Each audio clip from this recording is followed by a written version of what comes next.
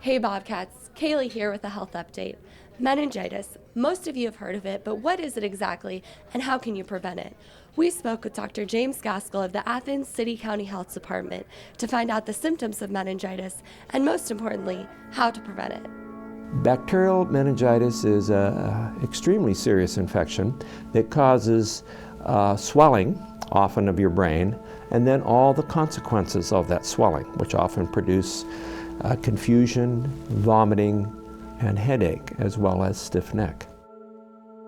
Classically, acute bacterial meningitis presents with fever, headache, sometimes confusion, often a skin rash, sometimes a stiff neck, lots of muscle aches and pain. I think people even have their hair hurt. We had 7 cases of acute bacterial meningococcal meningitis. This infection was all due to the same organism and the same type of meningococcal meningitis. So we classify that as an outbreak. I think they need to proceed to a Blenheim Memorial Hospital emergency room as rapidly as possible because the disease progresses very rapidly.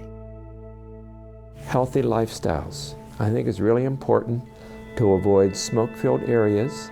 I think it's very important to avoid binge drinking. I think it's very important to not kiss too many partners. I think those people who limit their social activities somewhat, at least are very prudent about their social activities, are less likely to acquire disease.